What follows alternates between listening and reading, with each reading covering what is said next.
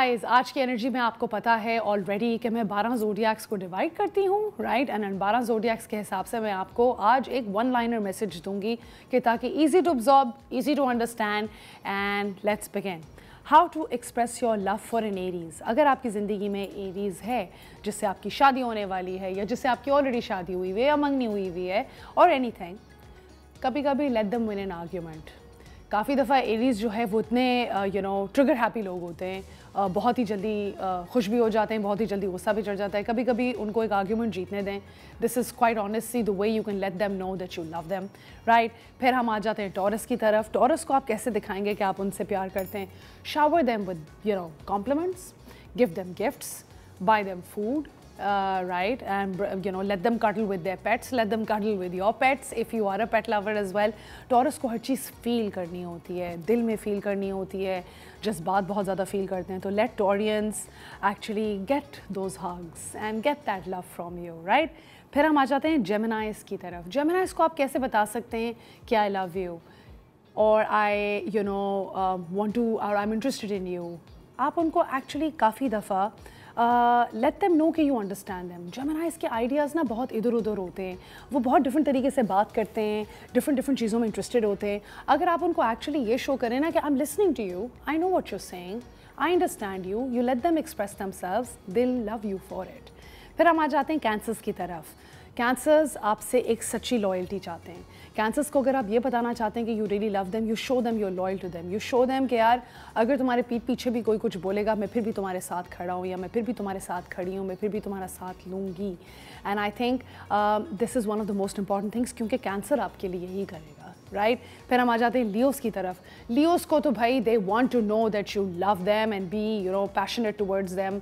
वो कोई भी चीज़ हो सकती है। काफ़ी दफ़ा Leos are even happy if you have a big fight with them कि you're not giving me attention, because उनको लगता है yes I am wanted, I am loved, so I think Leos के साथ आप ये कर सकते हैं। वर्गोज आपके लिए छोटी छोटी चीज़ें करेंगे, आके आपकी दराज में एक दो चीज़ें सही कर जाएंगे, या आपको खाना ला के दे देंगे, या आपका कोई काम फंसा हुआ होगा वो सही कर देंगे। Let a Virgo know how much you appreciate them. वो आपकी ज़िंदगी की वो चीज़ नोटिस करेंगे जो शायद और कोई नोटिस ना करे। So let a Virgo care for you, let a Virgo love you and let them know कि यार I appreciate the little things do for me. And on that note, I'd actually let my producer know as well, who's a Virgo, कि वो छोटी छोटी चीज़ों का इतना ज़्यादा ध्यान रखता है Qasim, just to make sure कि मैं भी comfortable हूँ। I haven't been a host before, so shout out to him for that. अब हम आ जाते हैं लीब्रास की तरफ। लीब्रास को आप हमेशा reassure कराएं कि inside and out you are beautiful. लीब्रास को अक्सर लोग बोलेंगे कि यार तुम्हारे कपड़े बड़े अच्छे लग रहे हैं, बाल बड़े अच्छे लग रहे हैं, तुम बहुत pretty लग रही हो, this and that. Yes. But Libra जो है ना वो सवाए जिस्मानी ब्यूटी के एक रूहानी तौर पे एंड विद इन देमसेल्व्स भी बहुत कॉन्फिडेंट और कॉम्पिटेंट फील करना चाहते हैं। Let them know that you love them for who they are internally and externally. फिर हम आ जाते हैं स्कॉर्पियोस की तरफ। स्कॉर्पियोस के बड़े डीप डार्क इमोशंस भी होते हैं। Understand those deep and dark emotions and understand that about them कि अगर वो इस तरह का फील करते हैं you still love them regardless. अगर आपको लगता है आपसे बहुत ज़्यादा इंटेंस इमोशंस है, आप हैंडल नहीं भी कर पाते, hold space for them. That is the way you show Scorpio that you love them. फिर हम आ जाते हैं सेजिटेरियस की तरफ। सेजिटेरियस के साथ ये है कि they don't necessarily need you to tell them so much that you love them, because वो actually they're pretty okay, ठीक है, they like to know कि you love them, but अगर आप उनके adventures में उनका साथ दें, अगर आप उनकी thinking में उनका साथ दें तो they would really enjoy it. But at the same time ये भी बहुत important चीज़ है कि अगर आप एक सेजिटेरियस से प्यार करते हैं उनको थोड़ी स्पेस दें।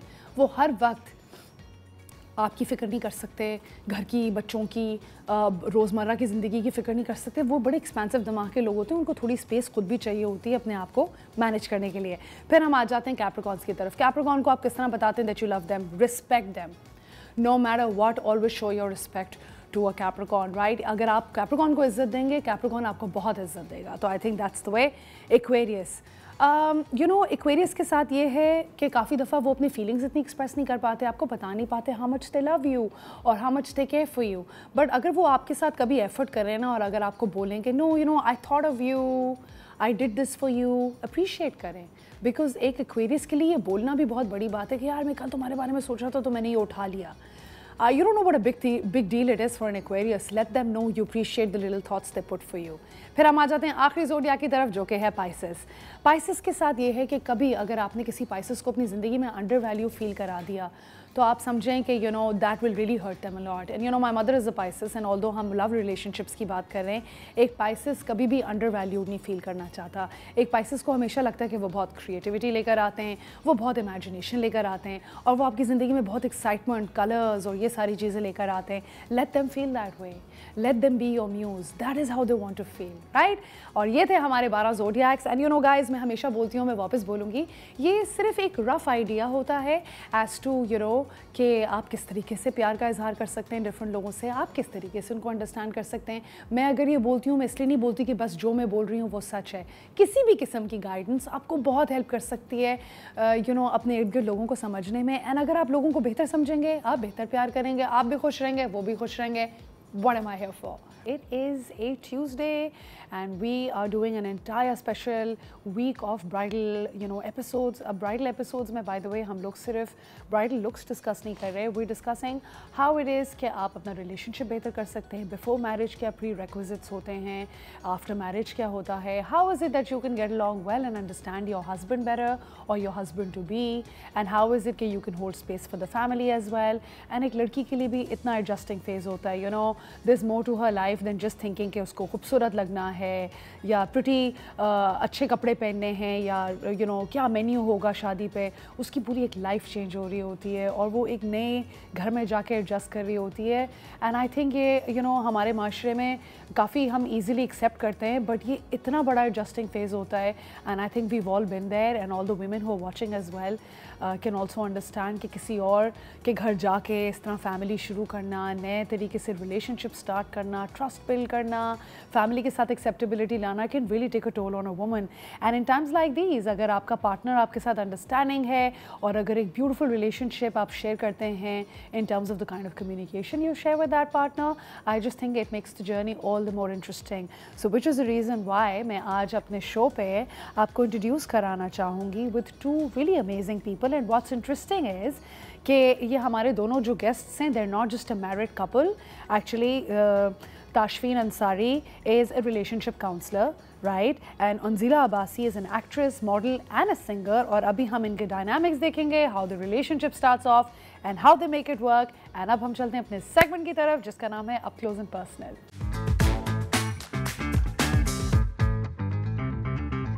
Okay, Up Close and Personal में first I'd like to welcome both of you to the show. Welcome. Thank you. Both of you look nice and happy and radiant. How long has it been since you guys have been married? A bit more than a year now. Yeah, a bit more than a year. A bit more than a year. Yeah. कहते हैं कि 2 साल लगते हैं शादी में adjust होने में. तो should I check up with you guys in a year? Yeah, for sure. No, but this is amazing. So how did you guys meet? I'll hear it from you. So we met in Hunza. अच्छा. Initially, right in the beginning. काफ़ी fun था क्योंकि हम बिल्कुल एक दूसरे को नहीं जानते थे. अच्छा. And he came up to me, we talked a little bit. Then we didn't meet throughout like the whole trip while I was there. And then finally, like when we were about to leave and the bus was like going back, I sat in the front. नहीं, पहले आगे बैठा हुआ था, फिर उसके बाद मुझे बस आगे बैठना था because I was like, I need to see the mountains. Of like course. I need to just, you know, experience or whatever. So then I went in front and I was like, hey, can I sit here? And he was like, oh yeah, for sure. And I was like, no, by the window seat. And he's like, oh, sure. So Oh, how nice of him, though. yeah, so I sat. And, Did you feel that you had to give her that window seat out of obligation, or did you like want to do it? Oh, I was waiting for her to come. Oh, how cute! मैं तो Oh my God, I love it. नहीं था कि जो आप चीज़ manifest कर रहे होते हो वो एक्चुअली हो जाती है, तो मैं एकदम से उसको देखा, मैं शॉक में हो गया, मैं कहा ये एक्चुअली हो रहा है. Wow, wow. And yeah, she came. Did you have a feeling that, you know?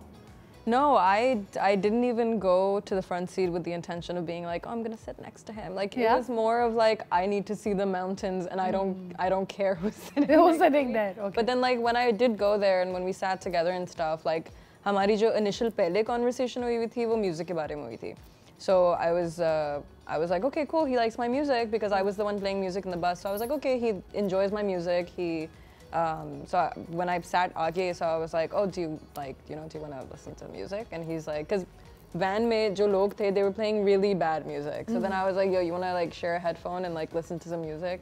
So we shared a headphone, and then like for 18 hours straight, like we listened to music together. हमने random life के बारे में बातें की. We got to know each other so well in those 18 hours कि एक point आया था कि मैं सो गई थी and he came to me and he woke me up and he's like, "Sono jaake khana kha lo," and I was like, "Thanks." How sweet. Yeah. So this is how it started off. You guys met in Hunza, but आप दोनों basically Karachi में based हो, right? And you were visiting there, or? So we were there for this festival that was happening, and it was a very, very nice festival because I think Hunza just has magic in it. I feel like. No, it totally does. बहुत एक magical जगह है वहाँ पे, you know, सब इतना साफ है, सब clean है, vibes बहुत अच्छी हैं, आप पहाड़ों में बैठे हुए हो, you know, it's just amazing there, and you know, even though we were there, we actually became friends, but then we didn't talk after Hunza for like a year or two. मतलब हाँ हम मिलते रहते थे every now and then. I'd see her, we'd catch up and stuff. Yeah. But it was never like anything like कि कुछ हो रहा है. Yeah, we were always like friends. ठीक है, you know, so आजकल मैंने एक चीज़ notice की है कि men and women do meet, and I think काफ़ी लोग ये देख रहे होंगे, और जिन लोगों की इंशाल्लाह maybe next December शादी होगी, and maybe not this December. Yeah. There are a lot of girls who are facing a lot of commitment issues, Anzila. Yeah. And also Tashfeen, there are a lot of men who don't want to commit.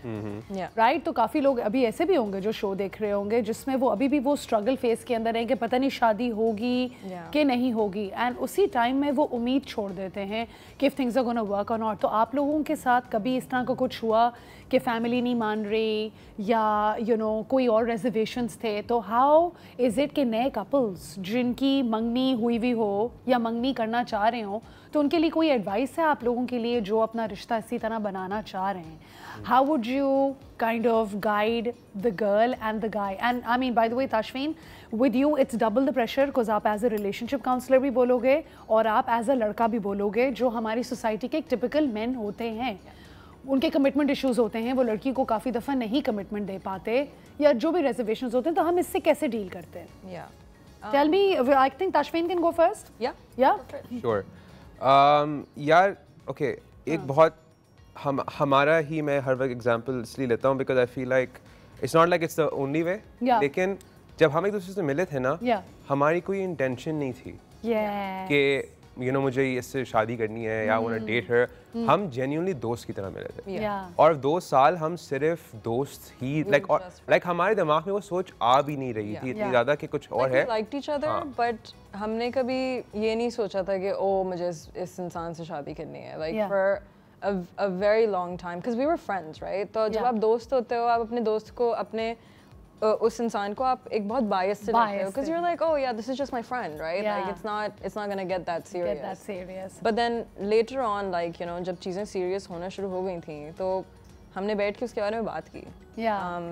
You know, coming from you know somebody who's seen a lot of like failed relationships around me, and I'm sure he has as well. Of course. You and know, we all have our own baggage and traumas as well. You know, so I was really Yeah. scared कि ऐसा ना हो कि जो चीज़ें मेरे साथ हो चुकी हैं या जो चीज़ें मेरे इर्द गिर्द लोगों के साथ हो चुकी हैं वो मेरे साथ हो रही हों. तो फिर मैंने ये चीज़ लेके मैं इसके पास गई, and I was Yeah. like, Tashfeen, I am scared to commit when we did get serious. Yeah. I was like, I'm scared to commit because मैं नहीं चाहती कि end में ऐसी कोई चीज़ हो.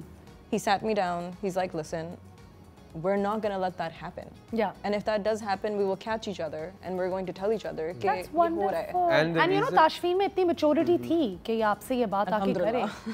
काफ़ी लोग, and because he's a relationship counselor, but हर लड़की इतनी lucky नहीं है जिसको एक relationship counselor as a husband मिल जाए. होना भी नहीं चाहिए. You don't need Yeah. to be. देखें, मैं सबको यही बोलता हूँ कि मैं कोई I'm not just because I'm a relationship counselor doesn't make me special. मैं भी इंसान हूँ.